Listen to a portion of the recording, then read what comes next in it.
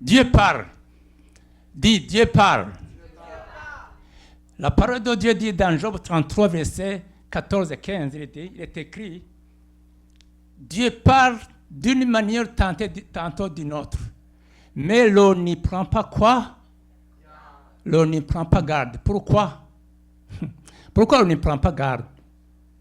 Parce que moi, dans certaines églises africaines, même ici, quand on entre dans les églises, il y a des personnes qui commencent, quand le pasteur commence à parler, les gens commencent à regarder les traits physiques, analyser. Si c'est une femme, il dit, voici son maquillage n'est pas bon. Et son make-up n'est pas. Regarde, ses boucles n'est pas bien mis, sa coiffure n'est pas bonne. Pendant que tu analyses les traits physiques, il est en train de prêcher, la parole de Dieu est en train d'être prêchée. Tu as raté tout parce que tu as pris ton temps à analyser les traits physiques. Si c'était un homme, il dirait, regarde, son costume n'est pas bien repassé, ses souliers ne sont pas bien cirés, tu vois. Là, Dieu parle, tu as tout raté et tu rentres à la maison tel que tu étais venu. Donc, écoute la parole. Écoute aujourd'hui comme si tu n'as jamais entendu parler de cette parole.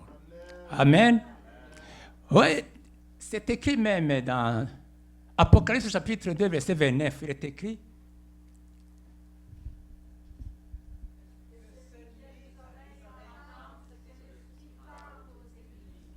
Est-ce que tu es venu entendre Serge?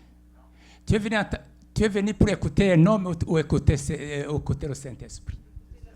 Si tu es venu écouter le Saint-Esprit, tu es venu écouter le Seigneur Jésus-Christ, attends, écoute la parole de Dieu. Aujourd'hui, tu vas être guéri, restauré, béni, délivré. Amen. Écoutez. Alléluia. Donc, il y a beaucoup de gens qui disent, par exemple, ne dis pas aujourd'hui, oh tu sais Serge, ça fait longtemps qu'on a prié pour moi. Ça fait des années, beaucoup de pasteurs ont prié pour moi, les prophètes, les évangélistes, tout le monde a prié pour moi, mais ça n'a pas marché. Mon cas n'a jamais été changé. Donc, tu as gardé tu as accepté cette situation comme c'était ta destinée. Aujourd'hui, si tu as de telles pensées, change ta théologie. Alléluia. Si tu penses que les pasteurs, beaucoup de pasteurs ont prié pour moi, ils ont essayé, ils ont fait beaucoup d'acrobaties, mais regardez, je ne suis pas guéri.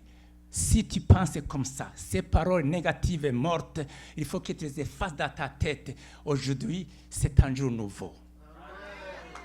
Au nom de Jésus de Nazareth. Alléluia. Donc, il faut que tu changes ta théologie. Comme Jésus-Christ avait changé la théologie du lépreux de Luc chapitre 5, verset 12. Luc chapitre 5, verset 12. Il y avait un homme. Jésus était entré dans une des villes. Si Jésus était... OK. Et voici un homme qui avait la lèpre. Regardez. Il avait la lèpre. Et puis il a fait une prière. Il a dit, Jésus, si tu voulais, si tu veux, tu peux. Il y a deux verbes très importants. Si tu veux, tu peux me guérir. Il y a le vrai vouloir et le vrai pouvoir. Donc ici, le lépreux, il a dit, si tu veux, tu peux me guérir. Donc, ce lépreux avait la foi que Jésus-Christ avait la capacité, le pouvoir et la puissance de le guérir. Mais il n'était pas certain. Il n'avait pas la certitude que c'est la volonté de Christ de le guérir. C'est ça le problème de plusieurs chrétiens, y compris moi. Oui. Il n'avait pas la certitude qu'il avait le guérir. Or, la guérison, c'est la volonté de Dieu. La guérison, c'est la volonté de Dieu. Alléluia. Donc, alléluia. C'est pourquoi Jésus a corrigé sa théologie en disant, oui, je veux, sois pur. Aujourd'hui, le Seigneur te dit, oui, je veux, sois pur, sois guéri, sois restauré, sois guéri, sois béni, sois délivré, sois. Ça, c'est la volonté de Dieu. C'est sa propre volonté. Le problème, est-ce que tu le crois? C'est ça le grand problème. Jean chapitre 11, verset 26. Jésus-Christ avait le doute de Marthe. Quand Jésus était allé ressusciter Lazare, Marthe n'a pas cru. C'est pourquoi Jésus a dit dans Jean chapitre, je n'ai pas écrit, Jésus avait dit à Marthe, dans Jean chapitre 11, verset 6, il a dit, quiconque vit et croit en moi ne mourra jamais. Crois-tu cela, Marthe? Aujourd'hui, le Seigneur te fait la même chose. Est-ce que tu le crois que je le veux, sois guéri? Est-ce que tu le crois? Oui, tu peux le dire de la bouche, alors que dans le cœur, il y a autre chose. Parce que la Bible le dit, c'est pas l'abondance du cœur que la bouche parle. Donc, si la bouche ne reflète pas ce qui est dans ton cœur, tu commets le péché. Parce que même la Bible dit, tout ce qui n'est pas produit de la foi est péché. Il faut que ce que tu dis du cœur reflète, corresponde avec ce qui est dans le cœur. Donc si tu dis que je crois, alors reçois ce que tu attends de Dieu. Amen. Alléluia. Donc je vais te lancer un ascenseur à 3 personnes, à toi qui penses que beaucoup ont prié pour moi, ça n'a pas marché. Je vais te booster, je vais te lancer un ascenseur. Nous allons à Actes chapitre 6, je vais éliminer ta théologie aujourd'hui. Actes chapitre 3, verset 6. C'était un homme qui s'appelle Pierre. Il y avait un homme paralytique qui était devant la porte qu'on appelle la Belle à Jérusalem. Il était là. Jésus-Christ entrait dans son temple plus souvent, mais il n'a jamais guéri cette personne-là. Pourquoi il ne l'a pas guéri? Je vais vous le dire après. Pourquoi il ne l'a pas guéri? Même Pierre et Jean aussi, il entrait dans son temple, mais il n'a jamais guéri. Pourtant, Jésus, quand il entrait dans le temple, il guérit les malades. Mais il sortait, il passait devant le monsieur là, il ne le guérit pas. C'est sûr que le monsieur a dit, tu vois, mon cas, mon infirmité, ma maladie, ma situation, Jésus-Christ est incapable de le faire. Ça le dépasse. Il ne l'a pas guéri. Amen. Il ne l'a pas guéri. Et il partait. Pourquoi il ne l'a pas guéri? Jésus gardait cet homme pour la revanche de Pierre. Lorsque Pierre avait été humilié par Satan, le jour où Jésus-Christ était dans le Sanhédrin, en train d'être accusé par les gens, Pierre a renié Jésus 3 fois, qu'il ne le reconnaît pas. Il a dit, non, je ne le reconnais pas. Cet homme-là, regarde comme il marche, je ne le reconnais même pas. Alors Jésus-Christ avait gardé ça pour la revanche de Pierre. Alléluia. C'est sûr que le monsieur, il a dit, tu vois pas. Non. Mon cas, mon infirmité, ma maladie, même Jésus-Christ n'est pas capable de me guérir. C'est ainsi qu'il a accepté la situation. Mon frère, ma soeur, n'accepte pas ta situation. N'accepte pas ce qui n'est pas de toi. Cette maladie, cette infirmité ne t'appartient pas. Alléluia. Alors le temps est venu. Le temps est venu que Pierre est entré dans le temple. Il a guéri l'homme parce que c'était son temps. Les pasteurs ont prié pour toi, c'est bon, ils devraient le faire. Mais ce n'était pas ton temps. Ce n'était pas ton temps pour être guéri. Parce que il y a un temps pour tout. Ecclésiaste chapitre 3 le dit. Il y a un temps pour tout. Ecclésiaste chapitre 3 verset 1 à 3. Il y a un temps pour tout. Il y a un temps pour jeter des pierres. Il y a un temps pour les ramasser. Il y a un temps pour tuer. Il y a un temps pour guérir. Il y a un temps il y a un temps. Amen. Aujourd'hui, c'est ton temps. Même la Bible le dit, c'est pas écrit. Même la Bible le dit dans 2 Corinthiens chapitre 6, verset 2. Il est écrit: au temps convenable, je t'ai exaucé. Au jour du salut, je suis venu à ton secours. Voici maintenant le temps favorable. Voici maintenant le jour du salut. Aujourd'hui, c'est ton temps favorable pour ton élévation, pour ta promotion, pour ta guérison. C'est le temps favorable de Dieu. Au nom de Jésus-Christ. Alléluia. Donc, il y a un temps pour tout. Aujourd'hui, alors mon frère, ma soeur qui pense que les gens ont prié pour toi, ça n'a pas marché. Aujourd'hui, alléluia, efface tes pensées dans ton cœur. Car il faut que tu écrives ton histoire aujourd'hui. Au nom de Jésus-Christ. Il faut que ta guérison aujourd'hui apporte beaucoup de gens à l'église. Il faut qu'aujourd'hui, c'est le jour de ton miracle. Dis le jour de mon miracle, c'est aujourd'hui. Dis-le avec foi. Prie avec moi. Seigneur Jésus, c'est mon jour.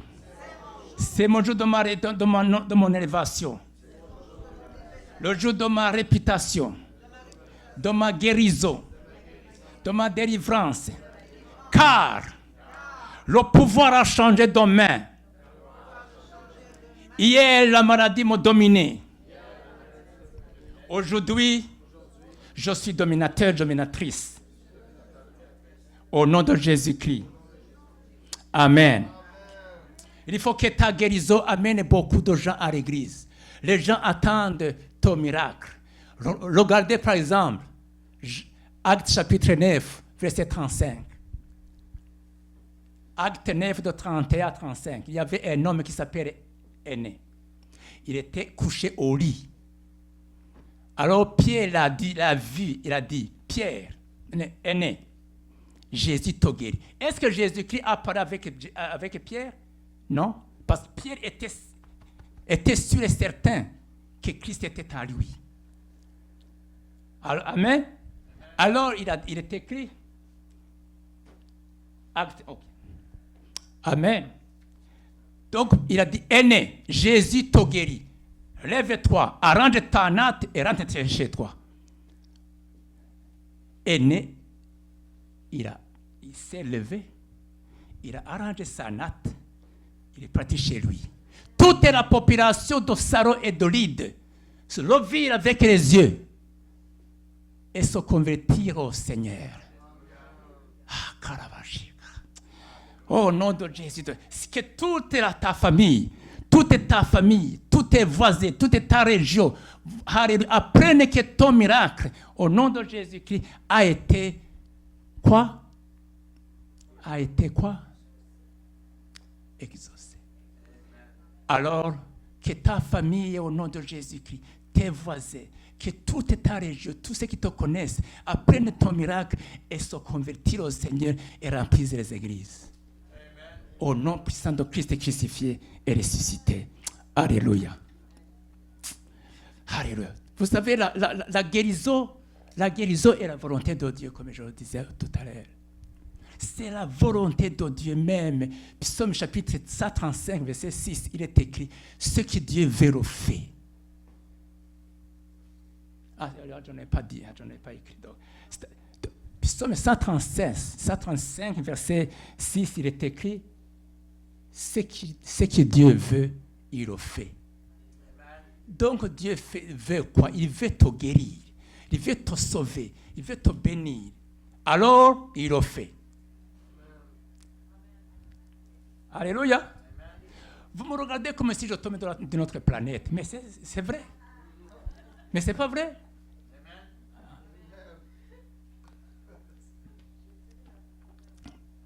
Donc, écoutez la parole aujourd'hui comme si c'était la première fois que tu l'entends. car le Saint-Esprit révèle sa parole comme il entend. Amen.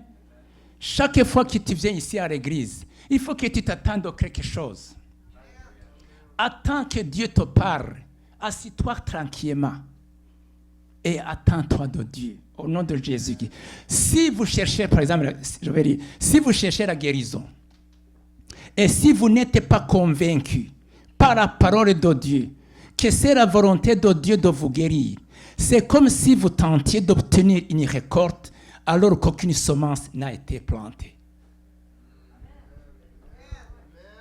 Vous connaissez les fermiers, non? Ici, il y a des fermiers qui prient partout ici. Donc, le lépreux, de tout à l'heure, il savait que Jésus-Christ avait la capacité, mais il ne savait pas qu'il avait la volonté de le guérir. Alors que c'est la volonté de Christ. Quand Jésus-Christ est mort et ressuscité, il est ressuscité avec tout ce que tu avais perdu.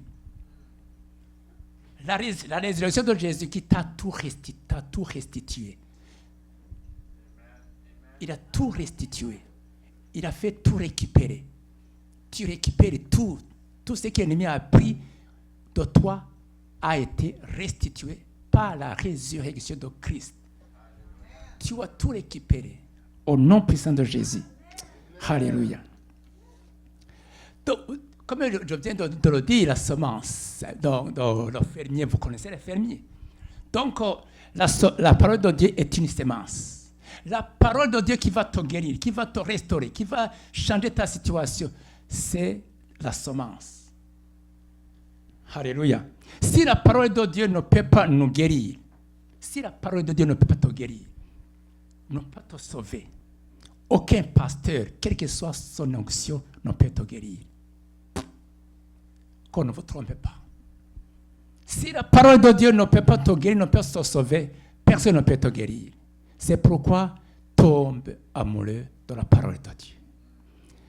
Dieu ne veut pas que l'on obtienne une récolte sans avoir d'abord planté la semence.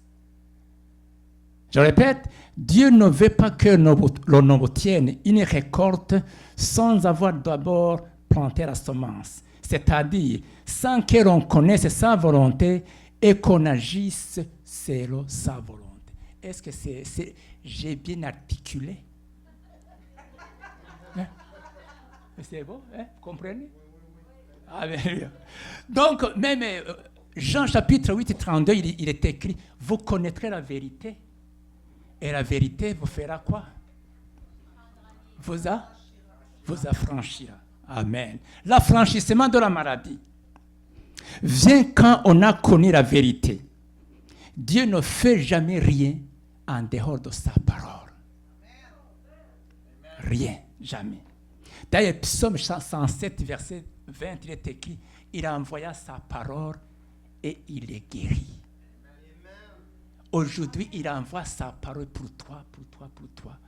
Alors, reçois ce dont pourquoi la parole est venue.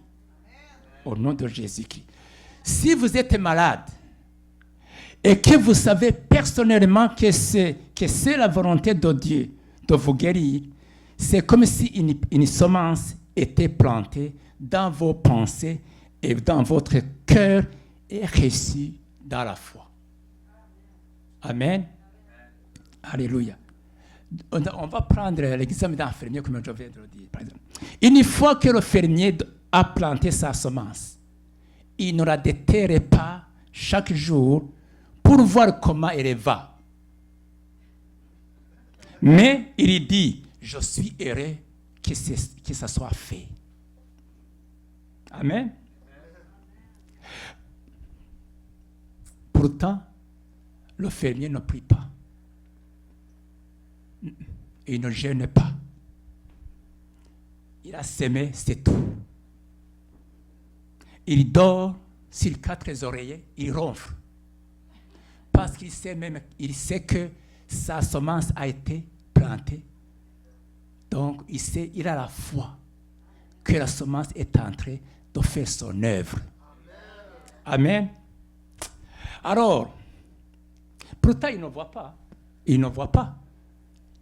Il ne voit pas que dans la terre d'Arosha où il a semé, il y a quelque chose qui se fait. Si infirmier qui ne bénéficie d'aucune promesse précise peut avoir foi dans la nature, pourquoi le chrétien ne pourra-t-il pas avoir foi dans le Dieu de la nature? Pourquoi? Alléluia. Mais les chrétiens, ils sèment la parole, ils sèment, ils prient, ils jeûnent, ils font des acrobats, ils jeûnent, mais ils déterrent chaque fois la semence. Ils ne croient pas que la semence qu'il a sémée est en train de subir des transformations miraculeuses dans le champ. Il ne sait pas. Pourtant, le fermier qui ne prie pas, qui ne croit pas, il a la foi. Pourquoi on n'a pas la foi en Dieu de la nature? Amen. Que Dieu nous aide. Hein? Que Dieu nous aide. Donc, il y a 3 choses qui sont essentielles. Il y a les yeux, les oreilles et le cœur. La parole de Dieu, ça se reçoit dans la tête? Non. C'est dans la tête qu'on reçoit la parole de Dieu. Ici, ce sont les mathématiques, les sciences et les littératures et tout ça. La parole de Dieu, ça se reçoit dans le cœur. Amen. Proverbe 4, verset 20. C'est bien noté, c'est bien dit. Hein? Proverbe 4, 20, il est écrit « Sois attentif à mes discours, sois attentif à mes paroles. » Première chose, j'ai dit 3 choses essentielles. Première chose, prête oreille à mes discours. Qui ne s'éloigne pas de tes yeux, garde-le dans le fond de ton cœur. Amen. Tu veux être guéri, tu veux être sauvé. Reçois cette parole dans le cœur. Garde les yeux fixés sur elle. Garde-les aussi plantés, enfouis dans ton cœur. Médite-les au jour. C'est écrit dans Josué chapitre 1, verset 8. Médite au jour la parole de Dieu et tu réussiras dans tout ce que tu es en train de prendre. Alléluia. Ce passage des Proverbes nous décrit quelle est la méthode du Seigneur pour obtenir les promesses de la parole de Dieu. Nous devons avoir une oreille attentive. Prêter oreille à mes discours. Deuxième chose, nous devons avoir des yeux fermement fixés qui ne s'éloignent pas de tes yeux. Troisième chose, nous devons avoir un cœur qui les garde au plus profond de lui-même. Garde-les au fond de quoi? De ta tête? De ton cœur. Alléluia. Alors, peut-être que nos symptômes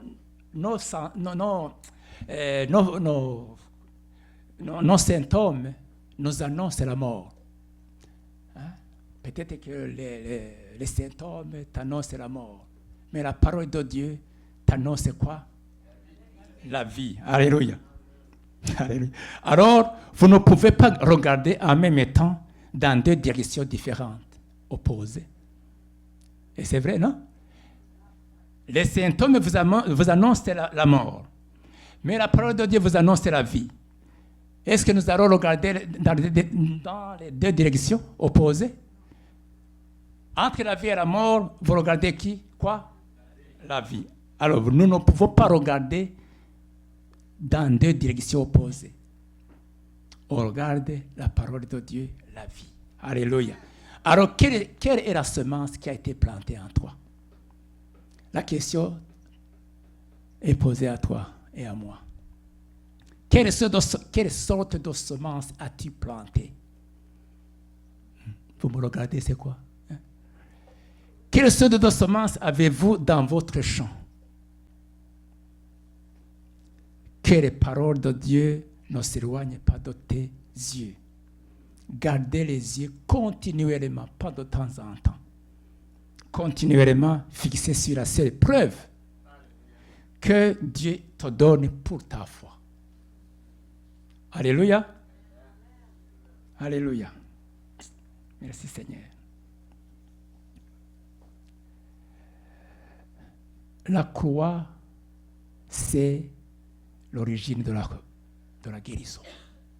La guérison prend origine à la croix. Amen. Nombre chapitre 21, verset 8. Dieu a dit à Moïse, fais-toi un serpent brûlant. Place-le sur une perche, et quiconque aura mordu le regardera, conservera la vie. Amen. C'est écrit, hein? Amen. Ici, le verbe regarder, ça veut dire quoi? Le verbe regarder est ici au temps présent continuel. Il ne signifie pas de jeter un simple coup d'œil, mais il dit que ces paroles ne s'éloignent pas de tes yeux. Garde-les dans le fond de ton cœur. Ici, la brèche, donc, le serpent est la préfiguration de Jésus-Christ. Et la perche est la préfiguration de la croix de Jésus-Christ. Alors, regardez quoi? Regardez qui? Tu regardes Jésus. Quand je regarde Jésus-Christ, je sais qu'il n'y a pas d'autre personne qui pourra me sauver, sauf lui. Amen. Sauf lui. Au nom de Jésus. Donc, j'ai dit que la guérison se trouve c'est à la croix que ça prend origine. Ici, la croix n'a jamais été comprise par les gens. La croix a été inventée par les Grecs, mise en pratique par les Romains pour punir les criminels, les voyous et les voleurs. Ça, la croix, ce n'est pas une affaire chrétienne, mes frères, mes sœurs, non. Avant Jésus-Christ, on crucifiait les gens. Après Jésus-Christ, on crucifiait. On punit c'était pour punir les méchants. Amen. Alléluia. Donc, le mot salut, c'est sozo en grec. Sozo en grec. Ça veut dire le salut de ton corps et le salut de ton âme. Jésus-Christ n'est pas venu ici sur terre pour sauver seulement ton âme, afin que tu ailles au ciel seulement. Il est venu aussi sauver ton corps. Donc le salut a double aspect, le salut de ton corps et le salut de ton âme. Amen. C'est pourquoi tu ne peux pas, c'est pourquoi tu es en bonne santé à cause de ce que Jésus a fait sur la croix. Est-ce que c'est fini? Donc, comme je disais tout à l'heure, la croix n'a jamais été comprise par les gens. Là où Jésus, sur la croix, sur le mont de Golgotha, là où on crucifiait Jésus, il y avait 3 groupes qui représentaient le monde entier. Il y avait les Grecs qui représentaient le groupe des intellectuels, les philosophes. Il y avait le groupe des Romains qui représentaient les politiques. Il y avait le groupe des Juifs qui représentaient les religieux. Les 3 groupes qui représentaient le monde entier ne comprenaient pas la loi. C'est pourquoi les Juifs premiers, les Juifs qui représentaient le groupe religieux, même aujourd'hui, les religieux pour accepter Christ, c'est pas facile. Vous comprenez? On comprend? On se comprend? Alors les Juifs, ils ont vu Jésus-Christ sur la croix. Il y a un écriteau sur lequel était marqué « Jésus, roi des Juifs ». Alors les Juifs ont dit « c'est un scandale. Hein? Notre Messie, mort lamentablement sur la croix, c'est un scandale. » Pour les Juifs religieux, c'est un scandale. Même aujourd'hui, c'est le même scénario. Aller dans toutes les religions, croire en Jésus-Christ, c'est pas... Hein? Non. Les Grecs qui représentaient les philosophes, les intellectuels, hein, tu vois, les intellectuels, les philosophes, ils ont dit, vous dites que cet homme du milieu, il est le sauveur. Pourquoi celui de la droite n'aurait pas? Pourquoi celui de la gauche n'aurait pas? C'est la même croix. C'est la même croix. C'est la même crucifixion. Ce sont les mêmes souffrances. Quelle est la relation entre le Messie et l'homme du milieu? Quel est le coefficient de corrélation entre l'homme du milieu et le Messie? Vous êtes fous. Ils ont dit c'est de la folie. Ça, c'est le groupe des intellectuels. Le groupe des politiciens, des politiques qui sont les Romains, ils ont dit, nous avons le seul roi, c'est César. Ça, lui, il fomente un coup d'État. Jésus-Christ fomente un coup d'État. C'est un rebelle. Donc, la croix n'a jamais été comprise par les gens. Même aujourd'hui, les intellectuels, les intellectuels, les religieux et les politiciens, c'est pas facile de croire en Christ. Même Marie, sa mère, elle a dit, non, c'est injuste. Mon fils, je le connais. C'est une injustice. Il ne peut pas être crucifié. C'était une injustice pour elle. Même les disciples, ils ont dit, pour notre maître, c'est la défaite. Tout le monde à la croix n'a pas été comprise. Donc, les disciples de Jésus, les 11 qui restaient, c'était la défaite de leur maître. Alléluia. Mais, merci Seigneur. Alléluia. Est-ce qu'il y a deux volontaires ici qui peuvent venir ici? 2 personnes. J'achève. Il reste combien de minutes?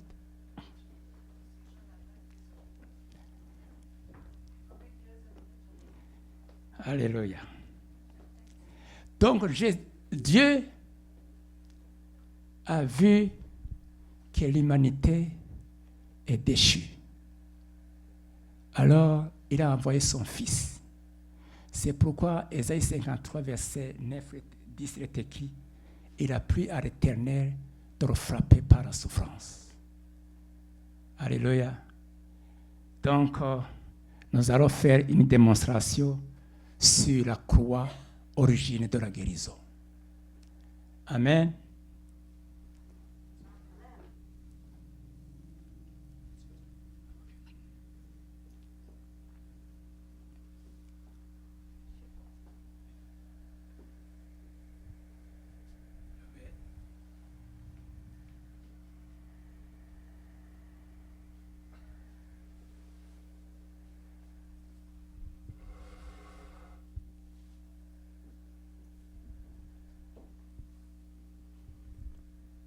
Alléluia. Voici l'homme.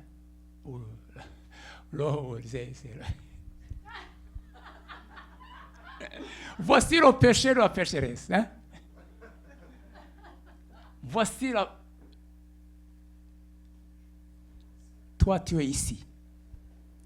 Avant de rencontrer Jésus-Christ, tu étais ici. L'homme est déchu. Que tu sois noir, blanc, jaune ou quoi, tu es ici. Avant de rencontrer Jésus-Christ, tu es là. Que tu sois intellectuel, que tu aies des diplômes, je ne sais pas combien, tu es ici sans Christ. Péché, pauvreté, malédiction, maladie. Amen. Regardez très bien, regardez l'autour. Même chose.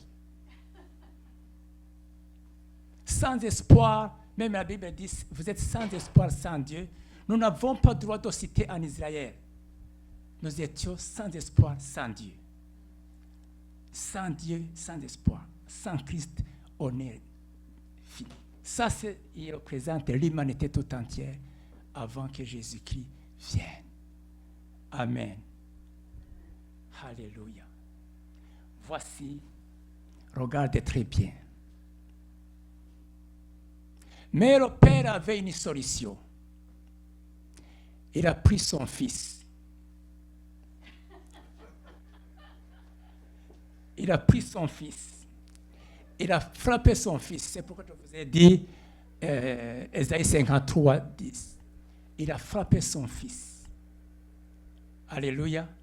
Quand Jésus est mort et ressuscité, il a été enterré avec les maladies.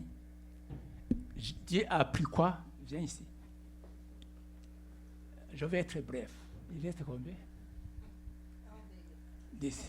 Jésus-Christ, le Père céleste, notre Père céleste, le Père de notre Seigneur Jésus-Christ. C'est pourquoi Jésus a dit, à Psaume chapitre 22, mon Dieu, pourquoi m'as-tu abandonné? Ici, ce n'est pas Jésus qui criait, c'est l'humanité qui criait à travers Christ. Quand Jésus a dit, mon Dieu, pourquoi m'as-tu abandonné? Ce n'était pas Jésus qui parlait, c'était toi et moi qui criaient. Parce que Jésus qui ne peut pas appeler son Père Dieu. Non, ce n'était pas son Dieu, c'est son Père. C'est pourquoi dans Matthieu chapitre 6, Dieu nous apprend à prier Père céleste, notre Père qui est aux cieux. Ne dis pas quand tu pries, oh Dieu d'Abraham, Dieu de Jacob, tu ne connais pas Abraham, tu ne connais pas Jacob. Dieu d'Élie, Dieu de Jonathan, Dieu de toi, Dieu, c'est Dieu de Serge. C'est ton Dieu, c'est le Dieu d'Abraham, de Jacob. C'est ton Père. C'est ton Père, c'est pas toi, c'est ton Père. Jésus-Christ avait appelé Dieu 2 fois dans la Bible. Psaume 22, verset 2, il a aussi dit dans Jean, quand il a dit, je ne sais pas là il a dit, croyez en Dieu, croyez en Dieu, croyez aussi en moi. C'était écrit où? Vous allez le chercher. Quand Jésus a dit, croyez en Dieu et croyez aussi en moi. C'est là les deux endroits. Alors, le Seigneur, le Père a frappé son fils. Il a pris le manteau, ton manteau que tu portais, il a enlevé, il a déposé sur son fils. Jésus-Christ est devenu malédiction, est devenu péché, pauvreté, maladie. Alléluia. Quand Jésus était après Jésus-Christ a été crucifié avec toi et moi. Il a été mis dans le tombeau, son corps est allé dans le tombeau de Joseph d'Arimathée. Son âme est allée dans le séjour des morts. Son esprit est monté au ciel. Quand Jésus est ressuscité, il est ressuscité. Quand Jésus est ressuscité, est-ce que je me fais comprendre? Vous me regardez, on dirait que... Parce que Jésus a été crucifié avec toi et moi derrière. Alors,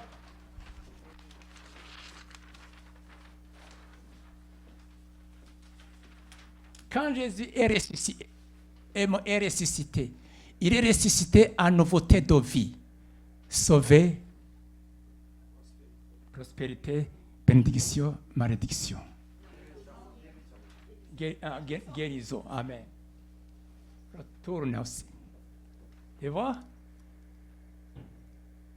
Quand Jésus est ressuscité, voici comment il est ressuscité en nouveauté de vie. Alors, qu'est-ce qu'il a fait?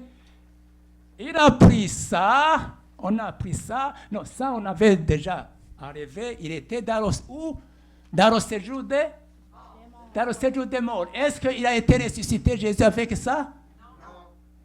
Non. Hein? Non. Voilà. Dans le tombeau de Joseph d'Arimathée. Les maladies, la pauvreté, les infirmités, la haine, la jalousie, tout ça sont restés dans le tombeau, ne sont pas ressuscités. Jésus est ressuscité en nouveauté de vie. Mais il a transféré sa nature à toi.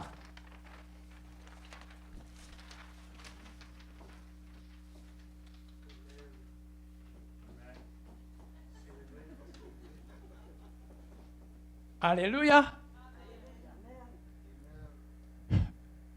Le a transféré ce qui était dans le Fils en toi à l'humanité. Toi, tu représentes l'humanité. Toi, tu es ici. Toi, tu es le Fils ou tu es Christ? Hein? Non, c'est lui. Non, il a été... Non, viens, reviens. Toi, tu... Ça, c'est elle qui représente le péché. Hein? C'est elle qui représente représente ça. Donc, ça était ici. Ça était ici. Le Père a transféré la nature de son Fils à toi et à moi. Alors, amen. Alors, tu es devenu Christ. Tu es devenu le petit Christ. Alors, mon frère, ma soeur, aujourd'hui, est-ce qu'on va prier? C'est à toi de choisir. Choisis. Où est-ce que tu te trouves? Jésus-Christ, tu es sauvé, toi. Tu es sauvé, tu es prospère, tu es béni, tu es guéri.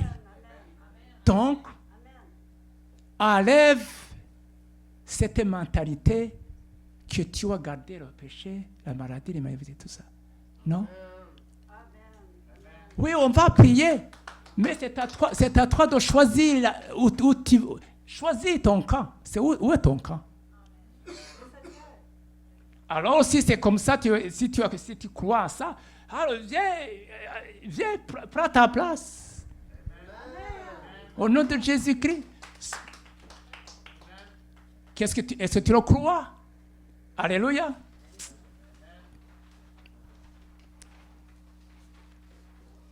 On va prier. On va prier. Est-ce qu'on va prier? On va prier. Ça c'est pas la prière. Ça, c'est plus que la prière. Si tu as choisi ta place, tu es sauvé, tu es guéri, tu es restauré, tu es béni, tu es délivré. Tu es tout ce que Jésus est. Tu as ce que Jésus a. Tu peux ce que Jésus peut. Tu es le petit Christ. La nature de Christ a été transférée à toi. On va prier ensemble. Seigneur Jésus, prie avec moi. Seigneur Jésus, je te bénis. Je te glorifie. Je t'adore. Je suis ce que je suis par ta grâce. Je suis ce que je suis par ta grâce. Alléluia. Je reçois la guérison. Parce que la guérison a été restée dans le tombeau de Joseph d'Arimathée. Je suis ressuscité avec Christ. Je suis une nouvelle personne. L'Esprit de Dieu habite en moi. Je suis la maison du Saint-Esprit. Je suis la maison de Dieu en esprit. Je suis le temple du Saint-Esprit. Au nom de Jésus-Christ. Toi, maladie, où est ton aiguillon? Où est ton aiguillon? Où est ta force sur moi? Tu as été vaincu sur la croix. J'ai la victoire en Christ. J'ai la guérison en Christ.